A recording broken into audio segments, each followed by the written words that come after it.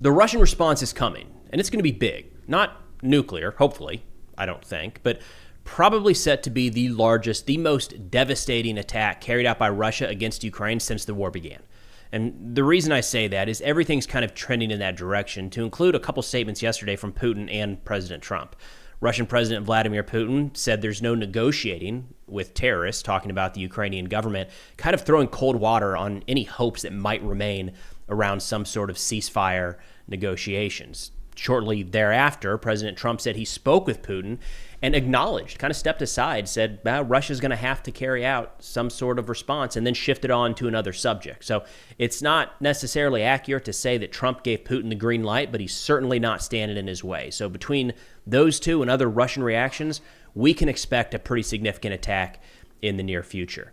Now, shifting over to some battle damage assessments, updated battle damage assessments from Operation Spiderweb. This was the Ukrainian drone attack against Russian strategic aviation in recent days.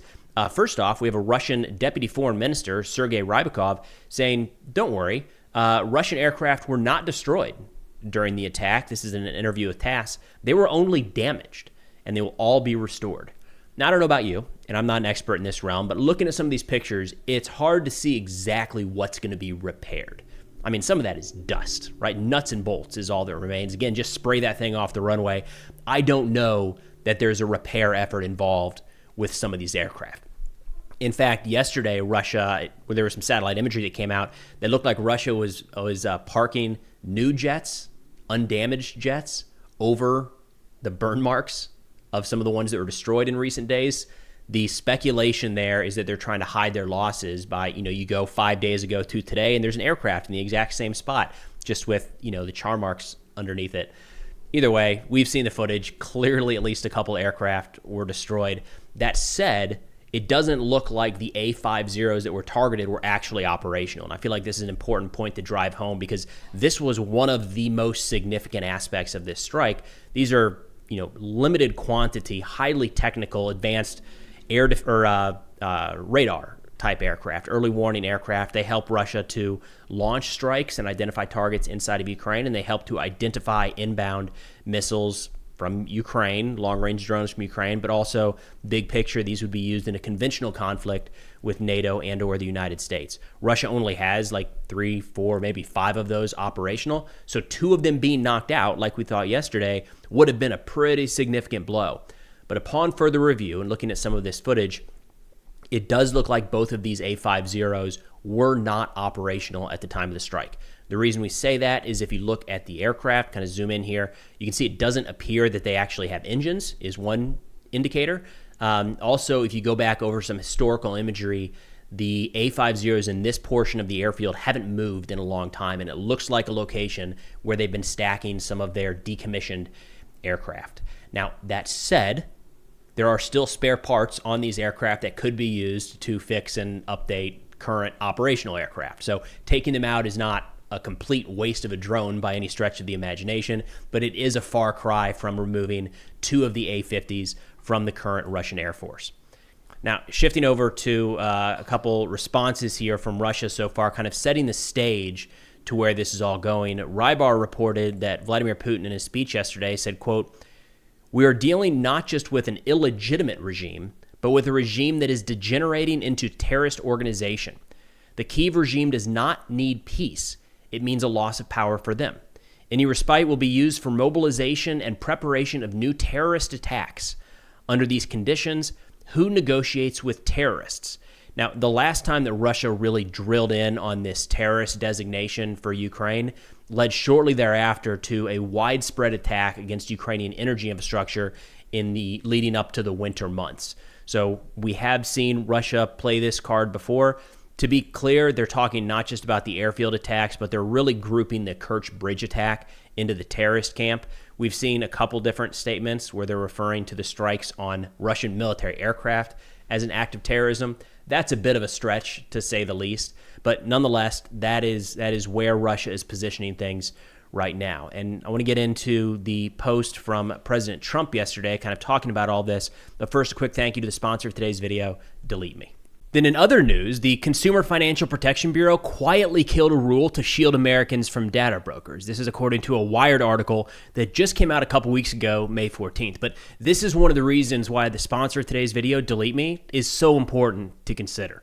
Now, according to that article, they say the CFPB proposed the new rule in early December, saying the changes were necessary to combat commercial surveillance practices that, quote, threaten our personal safety and undermine America's national security. The agency withdrew that proposal a couple weeks ago, saying that the rule no longer was necessary or appropriate.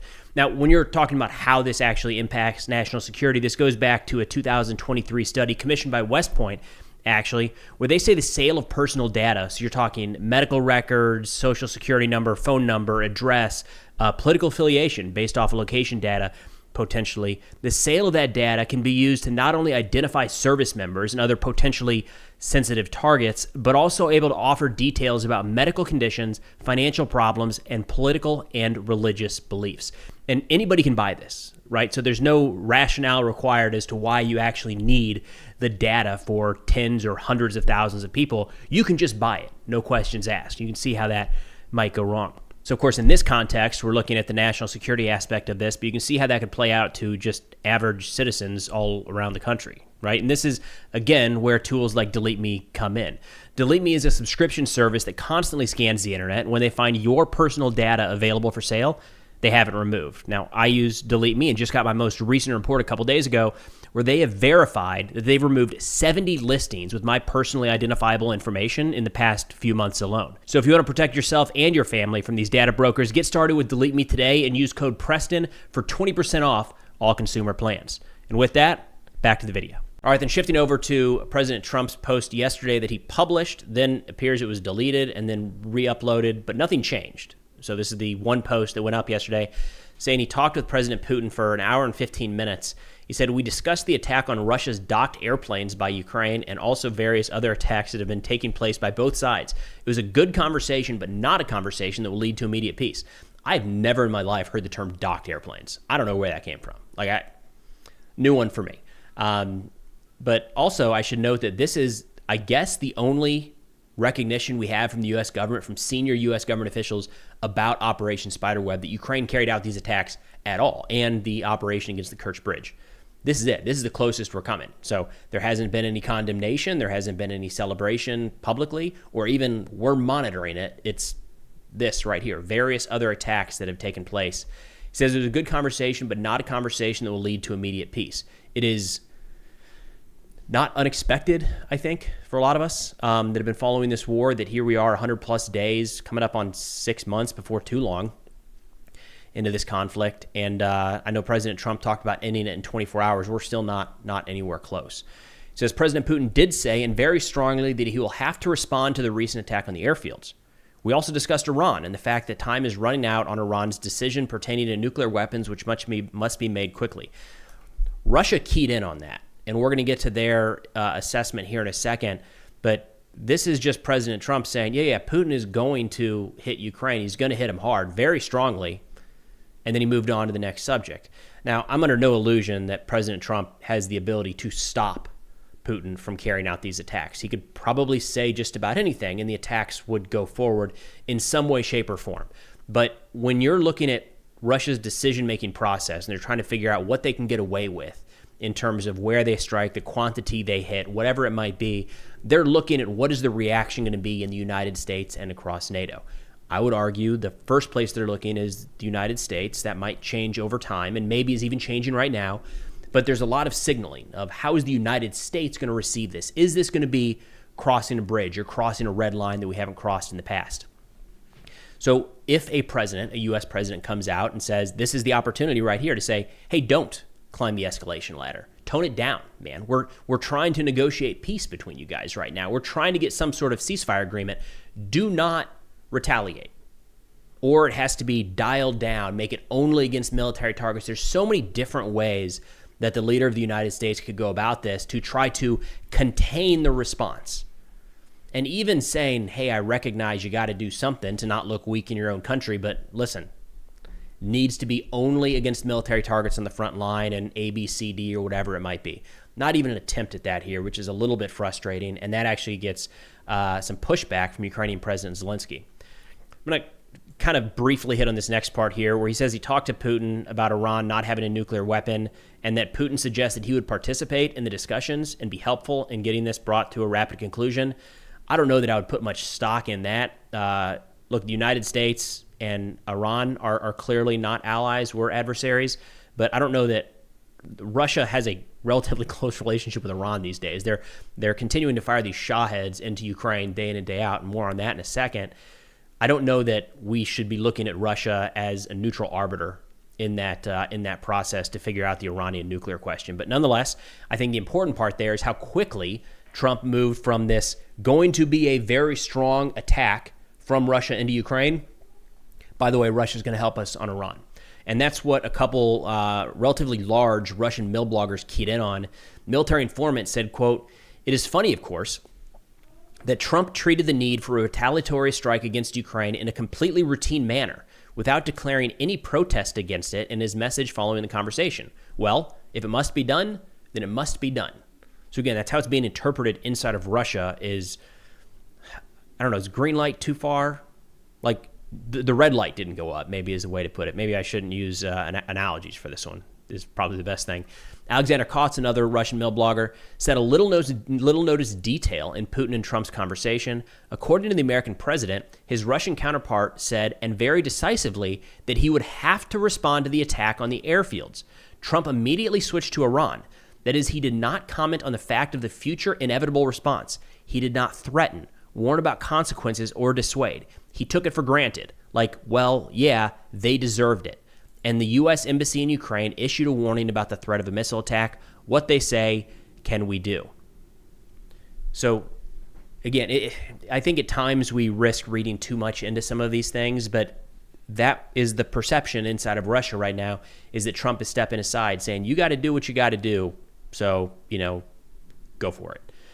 Just frustrating, again, because this is, we're talking about the United States right now is trying to find a way to bring about peace in this conflict, and this seems like an opportunity to stand in the middle and try to broker a peace, right? Dial down the tensions, cool things down a bit, but instead it's just, well, you guys do what you got to do, and we'll see what this looks like in a few days, which is kind of contradictory to a lot of statements we're hearing from, I would say, some historically Trump-supportive media and individuals in the media that are very, very concerned that these strikes against Russian nuclear-capable bombers, could lead to Russia responding in a nuclear fashion. So if that is genuinely concern, like Russia might take this thing over the top, then we should be pushing back more against the current administration and President Trump to try to dial them down a little bit. You can make the argument that, hey, Ukraine, and I disagree with this argument, but you can make the argument that Ukraine should not have carried out this type of attack, and then in some way, shape, or form, it was escalatory. Again, it's not something I personally agree with, but that has already happened. So it doesn't do any good to argue over that. If we're genuinely concerned about the escalation into a nuclear war, we have to look forward at the next thing, address the next thing. And there's no good if we are actually concerned about that to say, well, let's let the next thing play out, and then we'll come back and see where we can go from there. It's a little bit contradictory, in my opinion. Now, Ukrainian President Zelensky did address all of this earlier today, just following a Russian attack in Kherson, where Ukraine says Russia destroyed the building of the Kherson Regional State Administration. This is in the southern portion of Ukraine. Russia refers to that same building as the Regional Military Administration, and you can tell this one was important for Russia because they actually got a lot of different footage of this one strike. That's not normal for their, this is a glide bomb strike. They don't generally have this many different angles and detailed footage of their targets. But President Zelensky in a statement said, quote, "Force is needed to make them stop destroying and killing.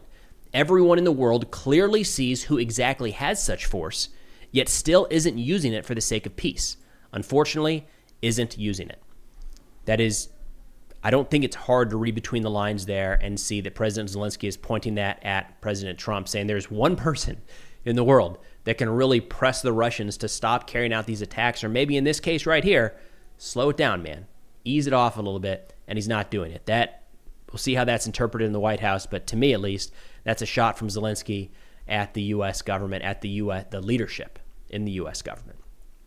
Now, when we're talking about the possibilities of what this attack might look like, again, My gut says that it's not going to be nuclear. And to be perfectly honest, a big part of that is that there will not be a nuclear attack has been a pretty safe assessment for 80 years.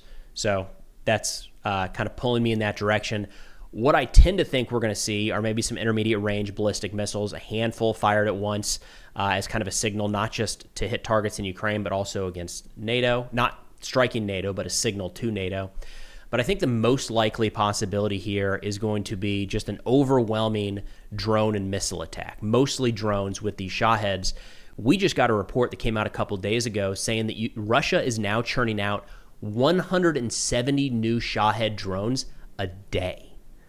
So if they wanted to launch, say, 1,000 in a night, they would only need to stock up, 4, 5, 6 days of production before they could actually carry out that attack. That's significant and would no doubt overwhelm Ukrainians' air defenses, at least in a few places. 1,000 munitions coming in is too much for them to handle, too much for us to handle.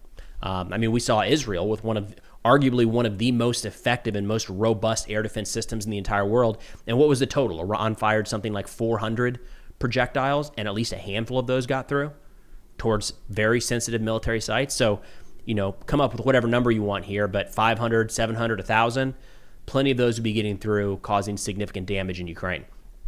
Now, this is an interesting article I'll link in the description below, but it's talking about how Russian Shahed strikes and production have increased significantly in recent months. They say in March 2025, so just a couple months ago, the Russians set a record and used 4,196 units. Now, of the Shahed style, or Garan, when they were purchased directly from Iran, they were Shaheds. That same model being manufactured with some improvements that they'll talk about here in a moment are the Garan-style drone inside of Russia. Not all of those are actually explosive drones. Some of them are decoys. So part of the production volume here are decoys, but that makes it harder for Ukraine to intercept all the actual explosive charges. They say the Russians are constantly modernizing their Shaheds. Now they fly higher, hit harder, and have drone simulators, better navigate in space, and are more protected from the effects of electronic warfare. The main director at the GUR told us that the current daily production of Shaheds and their imitators is estimated at 170 pieces. The plans to produce even more, which will be another challenge for the Ukrainian engineers and the military. Again, these are relatively low-cost drones. The numbers vary based off the cost of these, and I think at one point Russia was purchasing them from Iran for around $220,000 a piece, which is actually still kind of cheap when compared to like a modern cruise missile. Of course, it's not anywhere near as capable as a cruise missile, but it's likely that it's expected that Russia has that production cost down south of $100,000 per, probably $50,000 or less. The caveat there is they are constantly making improvements here. So this is no longer just the base model and the simplest version. They're adding pretty significant electronic warfare capabilities to these advanced feeds. They said some are now coming with Starlink terminals. We've actually seen this where the footage is actually coming out from the Shahed feed, which allows them to be controlled in real time, which opens up entirely new possibilities for the trajectory correction in flight and precise target engagement. That's very different than the Shaheds of a year or two ago, where the location was pre-programmed and the flight path could be pre-programmed, but it was a set it and forget it. They'd launch those things and then wait to see what actually hit their target. More and more, we're seeing some of these Shaheds that are immune to jamming, immune to most electronic warfare capabilities, and they're actually being steered onto the target by someone back inside of Russia. They said one of the key elements of the attacks is detailed planning and reconnaissance, and I feel like we often overlook this. The Russian military is constantly changing the routes and flight altitudes of drones, analyzing both intelligence data and open information in order to adapt to changes in the Ukrainian air defense system. So when you see an attack carried out by Russia into Ukraine and say they launched 50 drones and 48 of them were shot down, and you say, wow, that's really good interception rate, which these slow-moving, low-flying drones are easier to intercept than ballistic or cruise missiles, no doubt.